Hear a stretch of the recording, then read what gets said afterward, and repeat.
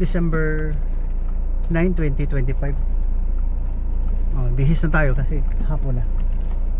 Kanina hatid ko si Mrs. umaga. Yun ang trabaho ng Papabot Reality Vlog at saka Papabot Journey Vlog. Yan mga ating mga obligation, ha?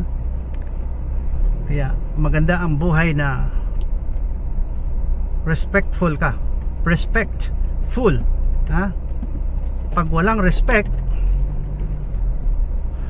pwede kang maging greedy, mag-corrupt. Ayan, mga bata, nagbabike.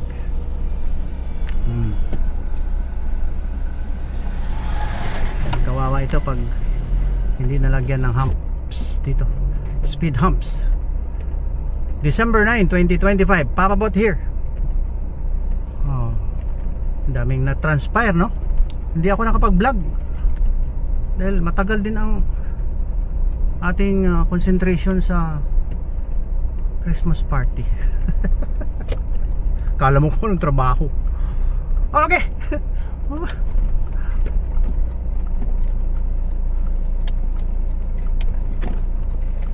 Dito tayo sa isang baryo. Purok lang to baryo, liblib na po to Kaya mahina lang yung takbo natin, zero. Ayan. Wala kasi hindi big time ang ating sadya apostolic job. Wala namang emergency kasi walang trabaho. It's a lightning work, duty. Pinaka passion ko ngayon, no? Nakakatuwa mga apo. Nakakatuwa ang apo. Totoo. Pag nagsalita yan, naku, parang talagang sarap pakinggan yung mga boses ng mga apo. Kaya kayo hugot na naman to. Kayong nasa gobyerno, leader natin, huwag bastos. Hayaan mo na ako. Ganun ako magsalita. May kamag-anak ako May kamag-anak ako sa Danau, Cebu. Alam mo na kung sino. Pero hindi naman dapat yan gagawin sana. Because you deserve to receive that kind of sabi nyo, nagmumura. Dapat naman, sino bang hindi magmumura? Sinasabihan na kayo na huwag niyong subukan yan. Masisira ang buhay nyo. Ganun pa rin. Kahit na sino kahit na sino, mumurahin ka. Huwag kang mag-corrupt. Nagko-corrupt pa rin. May sekretary dyan, pupunta ng labas, nagpa-follow up daw ng order. Tag 200 million ang kanyang nabubulsa, pinaalis. Magkano lang yung isang order noon, siguro mga 25 million lang per unit. Ayan. Dami tayong pag-usapan kasi hindi na aalis ang mga corrupt Hindi na aalis yung mga gaya itong number 1 to. Hindi ko talaga hihintuan to Sama loob ko nito Rundown sa construction, DPWH, BIR, manipula ng mga trabaho nila. Wala. Dishonesty sa PNP. May nag-construct doon sa building nila, naghingi ng 15 million sa contractor. Kaya sinabi ko kanina, bastos. Merry Christmas. Ito pang matindi LTO, yung lack of training and order. Yung pamangkin ko, binuldos ng yung ganyan ayan minivan. Alam mo kasi pag medyo may pasikat ka na meron ka ng property, tapos may lakas ka sa magbibigay ng lisensya. Kaya sinasabi ko, what's big deal with acquiring driver's license? Wala ka namang pinagdaanan dyan eh. You were not trained a lot. You were not terribly tested upon. You were not trained enough.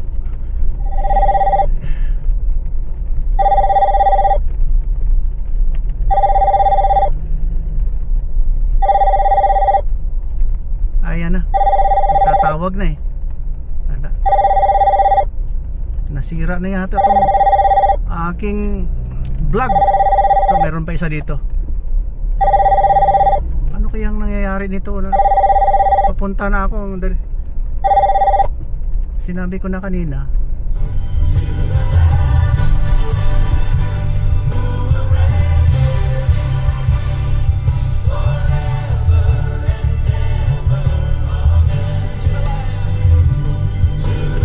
sinabi ko na parating na ako eh.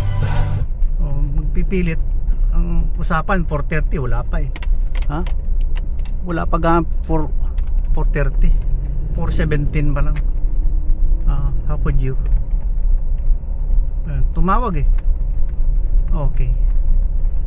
Itong mga nagbibigay ng lisensya, fixer, may taripa yung direktor, may taripa yung mga empleyado. Bastos nyo naman, sir. O sino bang hindi magmumura niyan? Kasi nakapunta din tayo sa ibang lugar, kahit nasa Dubai lang, mga Pinoy doon na driver na mahirapang kumuha ng lisensya. Yung authentic driver's license, mahirapan sila eh. Dahil gagastos ka time, effort, money, everything. Sa atin dito, padrino lang.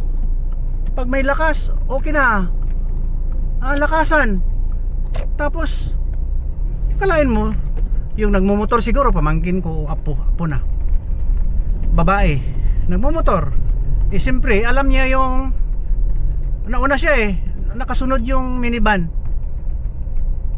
Oh, siyempre may bird's eye view or ilang 180 degrees ang kanyang vision kaysa dito ka sa likod. Eh siyempre nag-apply siya ng brake. Alam mo ang ginawa? Binuldos ng minivan. Naipit yung nanay doon sa ilalim. Tumilapon yung driver na anak na babae na college students. Ha? Ganun ba? Ito na lang siguro pinaka-easy part of our conversation. Siguro panukala ito. Let us be strict. No, bigyan natin ng ngipin ng batas. Ang mga fixer na magbabayad ng hospital, silang magpapakulong. Hahanapin sila dahil sino nag-training nito? Sino nagbigay nito? Ayan, mga resignature. O, sino pang kilala dyan sa window? Sila ang magbabayad, sila ang ipakukulong. Wala tayo eh. We take advantage of our position, kaya we weaponize everything. Ha? Against the law, ha? We bend the law. My goodness, how could you? Kaya hindi ako mapalagay pag ganyan. Daming mga smoke test, ha? Smoke test doon sa ibang bansa. Mekaniko yung accredited. Dito sa atin kahit na 60 years old pinapatakbo pa. Tabingi na sa daan. Laki-laki pa naman ang gulong. Ano ba yan? Wala na, hindi yan roadworthy, sir. Kasi sa atin smoke test lang, okay na. Mali. Ha? Nagre-record yung isa. Ito nagre-record oh. Mali. Roadworthiness, tapos pinapahamak niyo yung buong bayan eh, ha? Wala kayong puso. You don't have a human heart. You are animal, ha? Kaya siguro hindi tayo pinaparusahan dahil we respect the animals. or else you will be charged. Animal welfare law. Animal welfare law. Kaya hindi tayo nauusig. Hindi tayo inuusig. Oh, di ba? Walang ganyanan, sir. Direktor, Madam, Mr. Chair. Mr. President, walang ganyanan. Oh, Englishin ko. God knows who does not respect. Kalain mo, nanalo kang presidente, tulong ng taga Davao. Sorry. Pinakulong niyo ang patriarch. Bastos. Sorry. Sorry sir, kasi taga South Cotabato ako, alam ko ikaw nagbabatak doon, batak Ilocos. Nagbabatak Ilocos. Dito na tayo. Bye-bye. At least kapag hatid tayo ng magandang balita, ito ng apo ko dito siya nag-aaral. Tumawag ka. Di nandito na ako. Kaya lang may mga saan dito?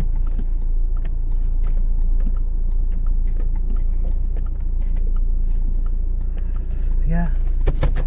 Ito, apo ko December 9, 2025. Saan na sila? Tumawag na nga wala na. Baka sumakay.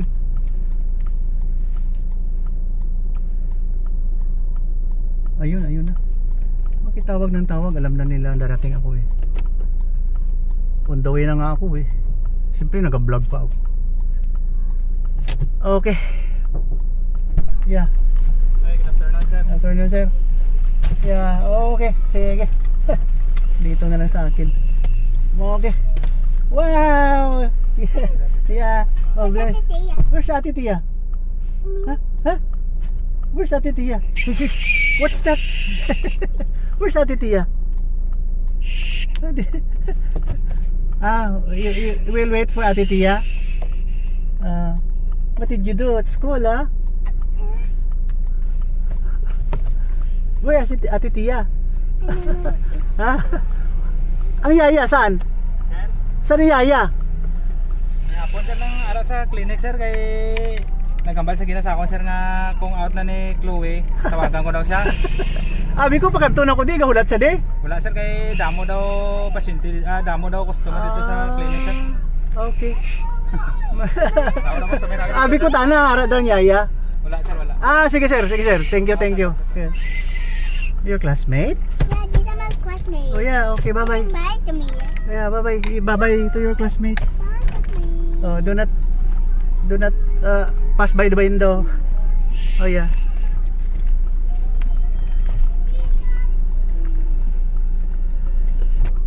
Do you know that? Ate Tia is not here? Yeah, I did not know. I don't know where is she. Huh? I know she fed me.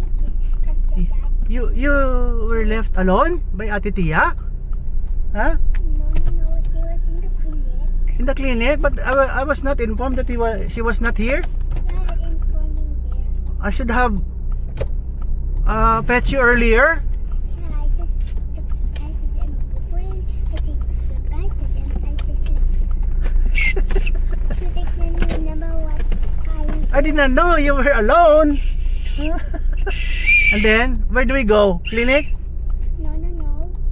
Who will It's at the. take care of you at home? I think.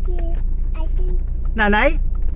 Nanay? Yeah, sorry. So we go straight at home, no tutor. Is it today is Tuesday, right? Yeah. No tutor. I, Okay, we go home. Okay.